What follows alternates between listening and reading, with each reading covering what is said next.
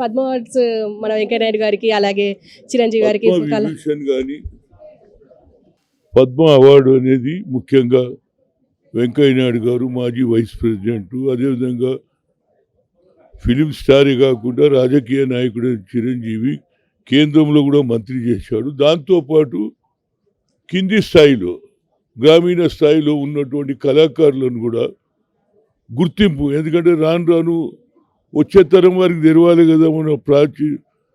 మన ప్రాచీన కాలంలో ఏ భాష మాట్లాడు, మన సంస్కృతి ఏంది ప్రతి ఒక్కరు తెలిస్తే తల్లిదండ్రులను ఎట్లా గౌరవించాలి, సీనియర్ నాయకులను ఎట్లా గుర్తింపు గురించి సాంప్రదాయాన్ని మరవద్దు అనేదే నా ఉద్దేశం. దాని మీద ఇవాళ నిజంగానే ముఖ్యమంత్రి గారు రేవంత్ రెడ్డి చాలా చక్కటి కార్యక్రమం.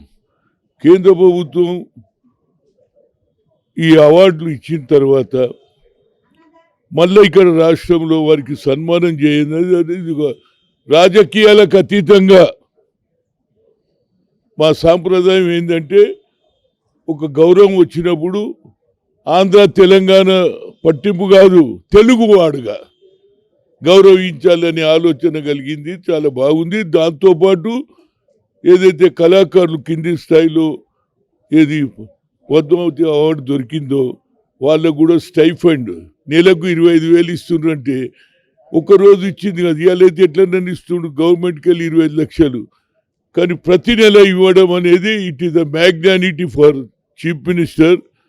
ఆయన అండర్స్టాండ్ చేసుకుంటూ ఒక్కరోజు సన్మానం చేస్తే తర్వాత జీవితంలో ఇంటి నుంచి వెళ్ళాలన్నా కళాకారుడు ఎప్పుడన్నా హాస్పిటల్ పోవాలన్నా కూతురు దగ్గరికి పోవాలంటే డబ్బులు కావాలి కదా. నెల ఖర్చులు ఇవ్వడానికి 25,000 ఇవ్వడానికి నేను హృదయపూర్వక ధన్యవాదాలు చెప్తున్నా. కళాకారులు కూడా సంతోషపడతారు. అరే ఒక్కరోజు కాదు సన్మానం చేసిండ్రు అని మరవకుండా జీవితాంతం కాలం ఆయన బతుకున్నంత కాలం ప్రభుత్వం మీద అదే మీద ముఖ్యమంత్రి మీద గౌరవం పెరుగుతుంది. పేద ప్రజలను ఆదుకోవాలనేది కల్చర్ మాది. తప్పనిసరిగా ప్రభుత్వం తీసుకున్న క్యాబినెట్ కొలీగ్స్కు అదేవిధంగా ముఖ్యమంత్రి గారికి ధన్యవాదాలు. ఇప్పుడు ఇది పార్టీకి సంబంధించింది కాకు ఎల్కే అద్వానీ గారికి ఇప్పుడు భారతరత్న ఇస్తున్నారు. భారతరత్న సో ఇప్పుడు అంటే చాలా రోజుల తర్వాత ఎప్పుడో రావాల్సింది ఆయనకి. భారతరత్న ఇప్పుడు వెంకయ్య నాయుడు గారు పార్లమెంట్లో ఉన్నప్పుడు ఒక మంచి సాంప్రదాయం సృష్టించింది, కానీ అది నడవలే. ఆయన ఏమన్నాడు, నేను దాని మీద అప్రిషియేట్ చేస్తా. ప్రజలు ఎన్నుకోబడినటువంటి ఒక పార్టీలు ఎన్నుకొని ఆ తర్వాత పార్టీలు మారినప్పుడు ప్రజలకు అవమానం చేసినట్టు అవుతుంది, వాళ్ళు రాజీనామా చేసి మళ్ళీ నిలబడాలన్నాడు. కానీ అది పూర్తి కాలే. ఆయన ఆలోచన బాగానే ఉన్నది కానీ పూర్తి కావాలనేది నాకు ఒక ఎందుకంటే మంచి సాంప్రదాయం. ప్రజలేమో చేతి గుర్తు కోటేస్తారు, తర్వాత ఒకడు సైకిల్ ఎక్కుతాడు, ఒకడు మోటార్ ఎక్కితే బాగుండదు కదా. ఈ సాంప్రదాయం పోవాలని అన్నాడు, కానీ ఆయన కంటిన్యూస్ అయితే ఈ సాంప్రదాయం వస్తుండేది నాకు. ఎందుకంటే ఆయన కూడా ఏది స్టూడెంట్ లీడర్గా, నేను కూడా స్టూడెంట్ లీడర్గా, ఆయన కూడా ఏది బీజేపీ అధ్యక్షుడుగా, నేను కూడా బీజేపీ అధ్యక్షుడు చేసిన కాబట్టి ఆ సాంప్రదాయం వచ్చినాడు. ప్రజలు కూడా ఓటేసిన ప్రజలకు అవమానమా కదా. మీరందరూ రాత్రి అనక పగలనక లైన్లో నిలబడి క్యూలో నిలబడి ఎండనక వాననక ఓటేస్తే వాడు పార్టీ మారిపోతున్నాడు. ఆ సాంప్రదాయం పోవాలనే ఆలోచన, అది ఇంప్లిమెంట్ కావాలనేది వెంకయ్య నాయుడు గారి ఆలోచనతో నేను ఏకీభవిస్తున్నాను. ఎన్నడనో ఉన్నాడు ఈ హార్స్ రైడింగ్ ఉండదు, ఇవి ఉండయి, ప్రజలు కూడా సంతోషంగా ఉంటారు అనేది నా ఉద్దేశం. Thank you. పద్మశ్రీ అవార్డు ఇస్తుందని ప్రకటించిన తర్వాత ఆనాడు ఆనందపడ్డాను, ఆశ్చర్యపడ్డాను కూడా. దానికి మన రాష్ట్ర ప్రభుత్వం ఇదివరకు కేసీఆర్ ప్రభుత్వంలో మహాకవి దాశరథి పురస్కారం ఇచ్చి గౌరవించారు. ఇప్పుడు రేవంత్ రెడ్డి గారి ప్రభుత్వంలో నాకు ప్రత్యేకంగా సత్కారం చేసి ఈ పద్మశ్రీ అవార్డు ఇచ్చినందుకు గౌరవించారు. ఆ రాష్ట్ర ప్రభుత్వానికి అటు కేంద్ర ప్రభుత్వానికి కృతజ్ఞతలు తెలుపుకున్నాను. ఈ కృతజ్ఞతలు చెప్పుకోవడానికి మంచి అవకాశం కలిగించారు. సభాముఖంగా చెప్పాను. వాస్తవంగా నాకు చాలా అవార్డ్స్ వచ్చాయి. ఈ అవార్డ్స్కు ప్రత్యేకంగా ఉంది. రాష్ట్ర ప్రభుత్వం ఆనాడు మహాకవి దాశరథి ప్రతిష్టాత్మకమైన అవార్డే అది. ఇది కూడా కేంద్ర ప్రభుత్వం ఇచ్చిన దానికి గుర్తుగా వీడు గౌరవించారు. ఇటు రాష్ట్ర ప్రభుత్వానికి కూడా నా హృదయపూర్వక కృతజ్ఞతలు తెలుపుకుంటున్నాను. నాకు చాలా ఆనందంగా ఉంది. ఇంకా నా ఈ వయస్సు పెద్దది అయినప్పటికైనా ఈ అవార్డుల యొక్క ఉత్సాహంతో ఇంకా ముందుకు వెళ్ళి ఏదో ఒక పని చేయాలని ఉంది. చూద్దాం. Okay sir, thank you, thank you. Thank you. ఎలా అనిపిస్తుందండి పద్మశ్రీ అవార్డు రావడమే కాకుండా ఇంకా సార్ సీఎం చేతుల మీదుగా సన్మానం ఎలా అనిపిస్తుంది?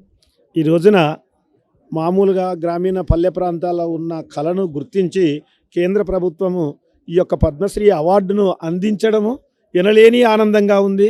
అదే కాకుండా ఈ రోజున మన ప్రియతమ నాయకులు గౌరవనీయులు రాష్ట్ర ముఖ్యమంత్రి వర్యులు ఈ యొక్క వేదిక మీద ఇంత ఘనంగా సన్మానించినందులకు నాకు ఎన్నగానో ఆనందం అనిపిస్తుంది.